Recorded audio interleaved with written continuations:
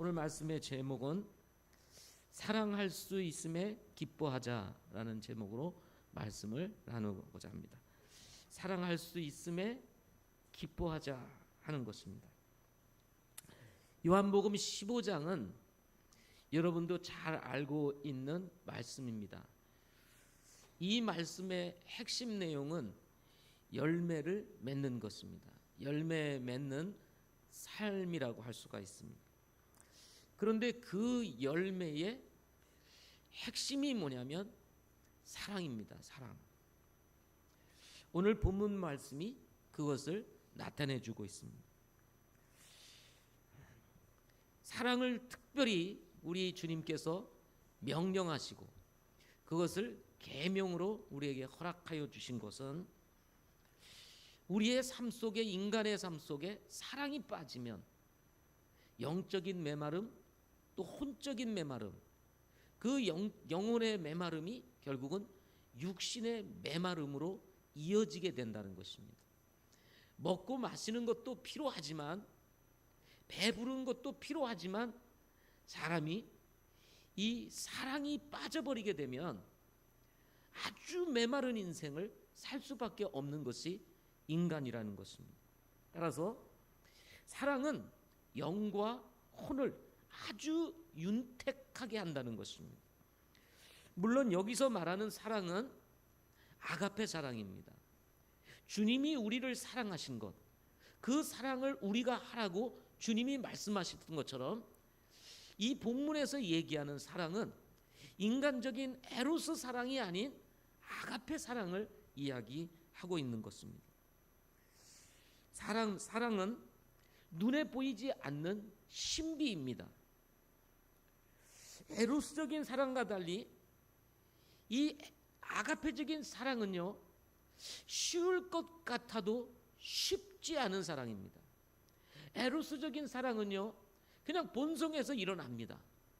누군가 아름답고 누군가 멋지고 그러면 뭔가 본성적으로 사랑하고 싶은 마음이 막 일어납니다. 뭐 일부러 사랑해야 되겠다, 뭐 해봐야 되겠다 하지 않아도 일어납니다. 그러나 아가페 사랑은 그렇지 않습니다. 아가페 사랑은 내가 정말 깊이 진지하게 생각하고, 그리고 정말 어느 것이 옳은가, 어느 것이 바른가, 이런 가치 판단에 대한 기준이 세워지고, 그리고 내 육신을 부인하지 아니하고는 할 수 없는 것이 바로 사랑입니다. 사랑. 오죽하면 성경에서 사랑하라고 명령하겠습니까?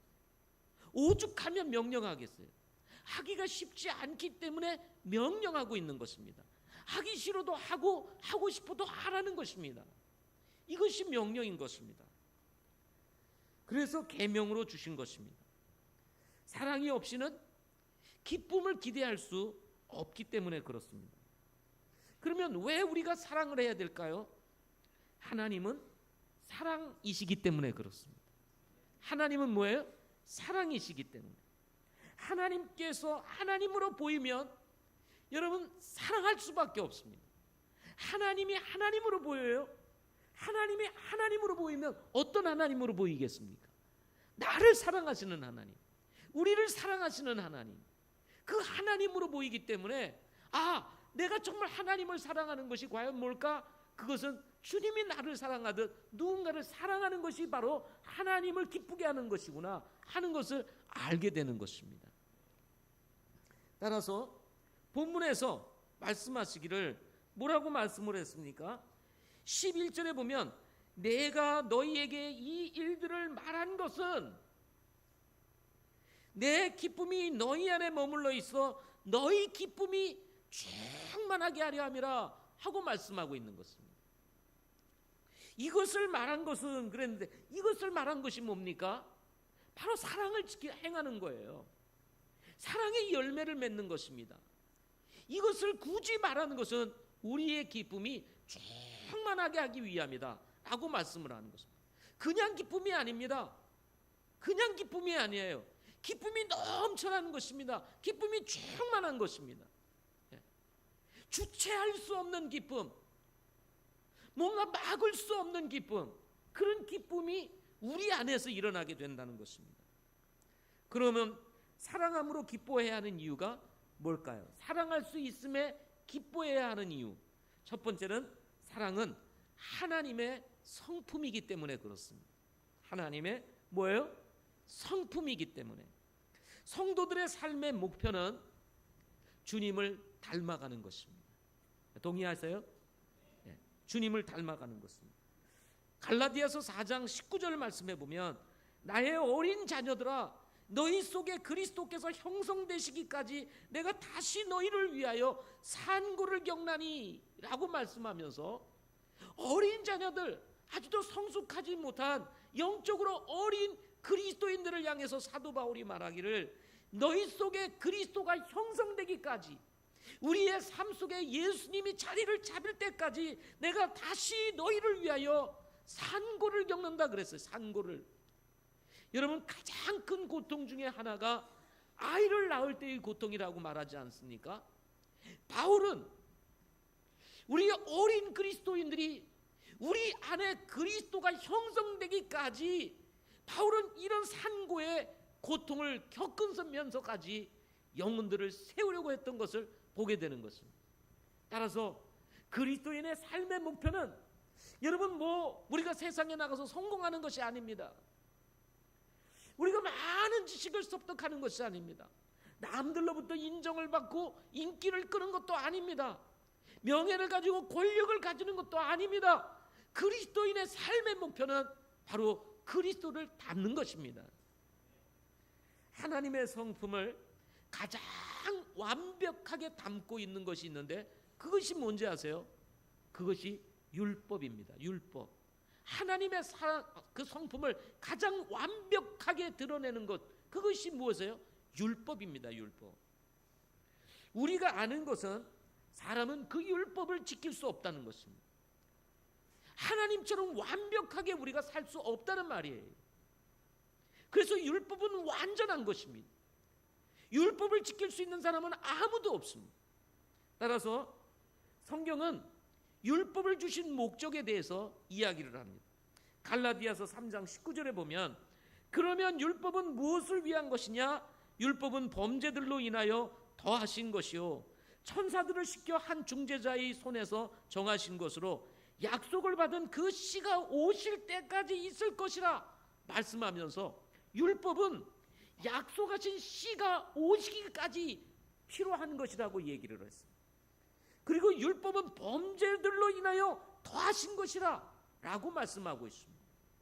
그래서 율법은 주님이 오실 때까지만 필요한 거예요. 주님이 오실 때까지만. 그런데 율법을 주신 목적이 뭐예요? 범죄로 인해서 그랬습니다. 이 말은 무슨 말입니까? 법이 없으면 우리가 죄를 범해도 죄를 깨닫지 못하는 겁니다. 그래서 하나님이 율법을 주신 거예요.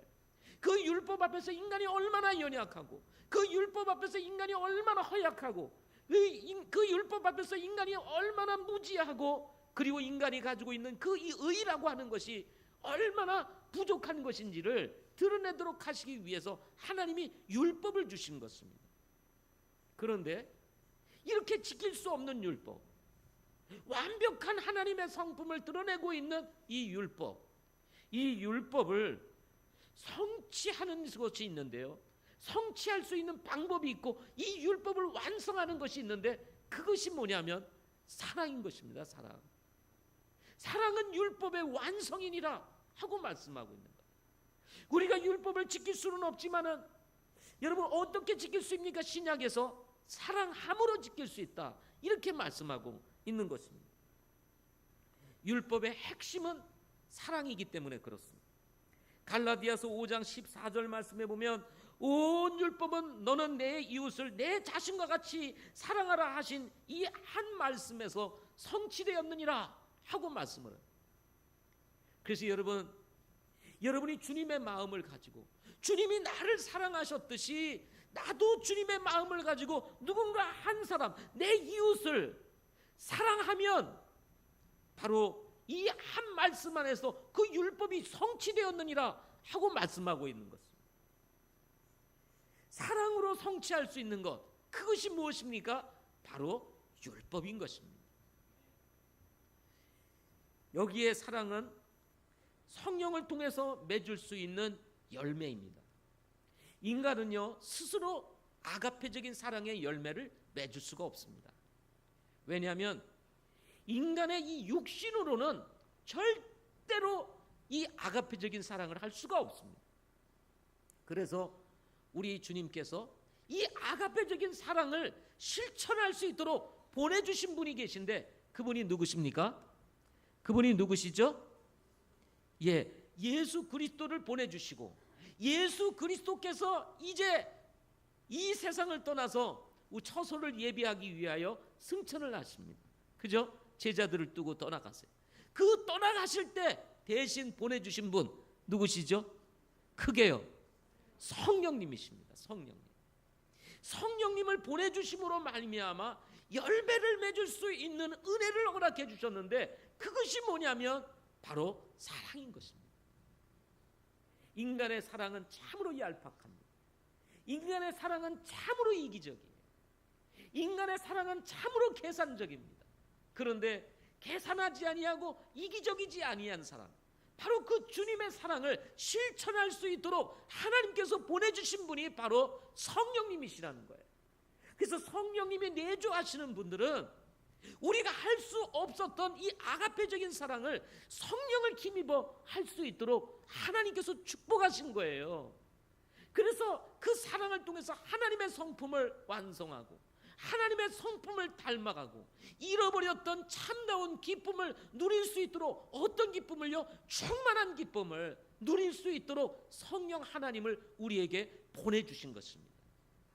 따라서 바울은 갈라디아서 5장 22절과 23절에서 그러나 성령의 열매는 사랑과 희락과 화평과 오래 참음과 부드러움과 선함과 믿음과 온유와 절제니 이 같은 것을 반대할 법이 없다고 말씀하십니다.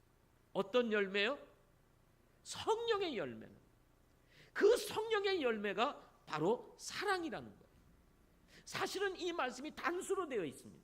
사랑이라고 하는 이 단수인 열매 안에 나머지 8가지 열매가 포함되어 있는 것을 원어적으로 설명하고 있습니다. 따라서 사랑을 행하면 그 사랑 안에서 자연스럽게 희락과 화평과 오래 참음과 부드러움과 선함과 믿음과 온유와 절제가 나는 거예요. 비록 아가페적인 사랑은 아니지만요, 에로스적인 남녀의 사랑도 보면요, 이런 것들이 드러납니다. 그죠? 사랑하면요, 그렇게 거칠던 사람도 부드러워져요. 맞아요, 안 맞아요? 사랑하는 사람 보세요. 다른 사람은 거칠지 모르지만 자기가 사랑하는 사람에 대해서는 얼마나 부드럽습니까? 얼마나 친절해요. 그래서 자매들 속으면 안 되는 거예요. 그 사랑할 때는 그러죠. 그런데 막상 딱 결혼해놓고 아니면 남자가 요구하는 것을 딱 한 다음부터는 완전히 돌변하는데요. 그래서 조심해야 돼요. 그래서 세상 사람들을 조심해야 되는 것입니다. 오늘의 친절이 내일의 폭력으로 다가올 수 있다는 거 기억해야 됩니다. 그래서요, 모르는 사람보다는요, 아는 사람하고 결혼하는 게 안전한 거예요. 매력은 좀 없어 보여도. 너무 많이 알아가지고, 너무 많이 하니까 매력이 없어 보여요. 근데 그게 진국이에요. 그게 진국. 왜들 아멘을 안 하세요? 아멘을 하셔요. 그게 진국인데 그걸 몰라요, 사람들이. 그러니까 엉뚱한 데서 자꾸 차는 거예요. 저는 우리 교회가 우리 청년들을 생각하면 얼마나 감사한지 몰라요? 왜 그런 줄 아세요? 대체적으로요, 우리 주부장년들만 해도 그렇습니다. 주부장년들의 비율이요 2대1입니다. 장년 1, 주부 2. 그런데 우리 청년들의 비율은 1대1이에요. 여기서 짝이 없다. 이거는 심각한 문제예요. 뭔가 문제가 있는 거예요.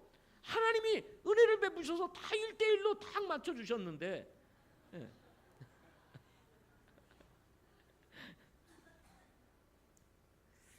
성령의 열매를 맺으시기를 바랍니다. 우리가 할 수 없는 사랑의 열매, 아가페적인 사랑의 열매를 맺을 수 있는 바로 성령 하나님이 우리 안에 내주하고 계시다면 우리는 하나님의 성품인 이 사랑을 실천할 수 있다. 아무도 실천할 수 없는 이 사랑의 열매를 우리 성도 한 사람 한 사람이 실천할 수 있다는 것, 하나님의 성품을 쫓아 행할 수 있다는 것, 이거 기뻐할 수 있는 이유 아닙니까? 두 번째로는 사랑은 영혼을 살리기 때문에 그렇습니다. 사랑은 뭐를 살려요? 영혼을 살리기 때문에 기뻐할 수 있다. 요한복음 3장 16절 여러분 잘 알지 않습니까? 하나님께서 세상을 사랑하사 독생자 예수 그리스도를 보내주심으로 말미암아 뭐라고 말씀했습니까? 그를 믿는 자는 멸망하지 아니하고 영생을 얻게 하려 하심이라 하고 말씀을 했습니다. 하나님이 세상을 사랑하사 독생자 예수 그리스도를 보내주심으로 말미암아 그를 믿는 자는 멸망치 않고 영생을 얻게 하셨다. 사랑이 영혼을 살리는 것입니다. 하나님이 우리를 사랑함으로 말미암아 죽었던 영혼들이 구원받고 변화되어 오늘도 우리가 이 새벽에 나와서 주님을 찬양하며 예배할 수 있는 은혜를 허락해 주신 거예요. 이거 영이 살아난 사람들이 가능한 거지, 이거 그렇지 않으면 이렇게 매일 누가 새벽 기도를 나오겠어요? 예? 영혼이 구원받고 회복이 된 분들, 주님의 사랑이 어떻고 하나님의 사랑이 어떤 사람인지 어떤 것인지 알게 된 사람들, 사랑은요 생명의 출생의 비밀을 가지고 있습니다. 사랑하는 사람들이 결혼하면 반드시 맺는 열매는 바로 자녀라고 하는 열매입니다. 마찬가지로 하나님께서 나를 사랑하사 구원하여 주심으로 영적으로 살아남과 같이 누군가를 사랑하게 되면 불행하게 되는 것입니다. 이 땅에서의 사랑의 최고봉은 뭔지 아세요? 영혼을 구원하는 것입니다. 영혼을 구원하는 것. 그보다 큰 사랑은 없습니다. 여러분 부모님들을 그리스도께로 인도하는 것만큼 큰 효도가 없다는 거 아세요? 잘 섬겨드리는 것도 좋지요. 여러분 나중에 직장에 들어가셔서 부모님들에게 용돈을 착착 드리는 거 물론 당연히 해야 됩니다. 또 필요할 때는 다 부모님 섬겨드리고, 때로는 정말 부모님들 기쁘게 해드리기 위해서 해외여행도 쫙 보내드리고, 그러면 우리 부모님들이 아마도 그럴 거예요. 아이고 이놈이 얼마나 효자인지 모르겠다, 효녀인지 모르겠다, 그냥 얼굴만 봐도 기쁘시고. 그렇지만 만약에 구원받지 못했다면 여러분 그 효도가 무슨 의미가 있겠어요? 그 섬김이 무슨 의미가 있겠어요? 여러분 가장 큰 효도, 가장 큰 사랑은 가족을 그리스도께로 인도하는 것입니다. 여러분 이웃도 마찬가지입니다. 친구도 마찬가지입니다. 진정으로 사랑한다면 우리는 그 영혼을 구령할 수밖에 없는 것입니다.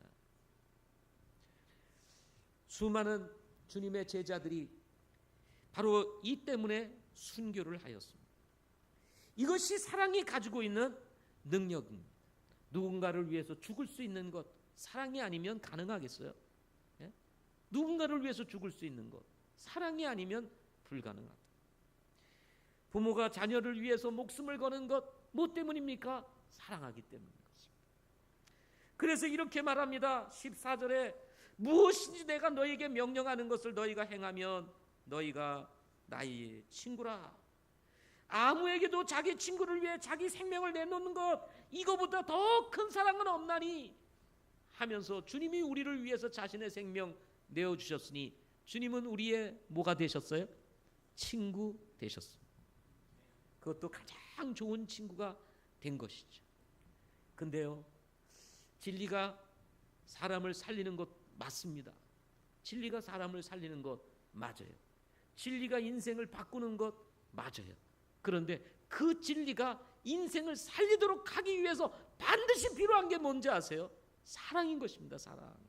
사랑을 가지고 사랑이라고 하는 그릇에 진리를 담아서 가져다 줘야죠. 엉뚱한 그릇에다가 진리를 가져다 주면 그 사람을 죽이는 경우가 있습니다. 그래서 이 진리는 반드시 뭐에 담겨져야 돼요? 사랑에 담겨져야 되는 거예요. 그래서 사람들의 마음이 열리고 그 사랑으로 인해서 결국은 진리를 받아들여 예수 믿고 구원받는 역사가 일어나게 되는 것입니다. 그 진리가 누굽니까? 예수 그리스도 아닙니까? 바울은 데살로니가전서 2장 19절 20절에서 우리의 소망이나 기쁨의 면류관이나 환희의 왕관이 무엇이냐? 우리 주 예수 그리스도께서 오실 때에 그분 앞에 있을 너희가 아니냐? 너희는 우리의 영광이요 기쁨이니라. 여러분, 믿음의 생활을 하면서 여러 가지 기뻐할 수 있는 것들이 많이 있지만 그 중에 최고의 기쁨, 그게 뭔지 아세요? 나를 통해서 예수 믿고 구원받았다는 이 사실. 나를 통해서 누군가 예수 믿고 구원을 받았어. 그 구원받은 사람 믿음 안에서 자라가는 모습을 보는 것만큼 즐거운 일이 어디 있겠습니까? 예? 이거 못 해보시면요, 진짜 제대로 된 기쁨을 모르시는 거예요. 진짜 기쁨은 나를 통해서 누군가 예수 믿고 구원받아 변화된 삶을 사는 모습을 보는 것. 바울은 그래서 바로 너희는 우리의 영광이요 기쁨이니라. 그래서 누군가 여러분을 통해서 예수 믿고 구원받았어요. 그 사람이 앞에 자꾸 지나다닙니다. 뭐가 지나다니는 거예요? 기쁨이 지나다니는 거예요. 기쁨이. 1기쁨, 2기쁨, 3기쁨, 기쁨들이 막 지나다니는 거예요, 내 앞에서. 얼마나 뭘로요? 사랑, 영혼을 구원할 수 있다는 것이죠. 이것이 사랑이 가지고 있는 능력이에요.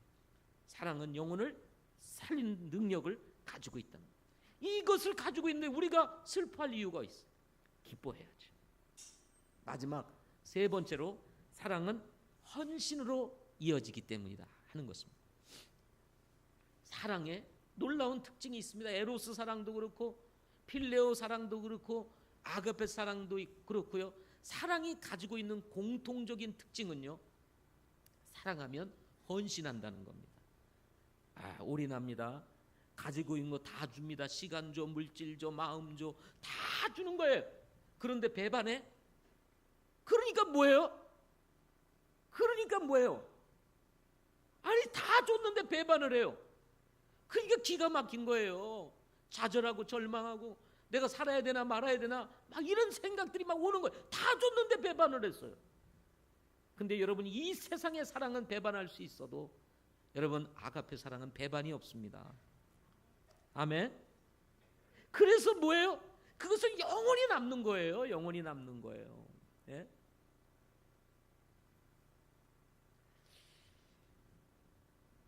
그래서 헌신은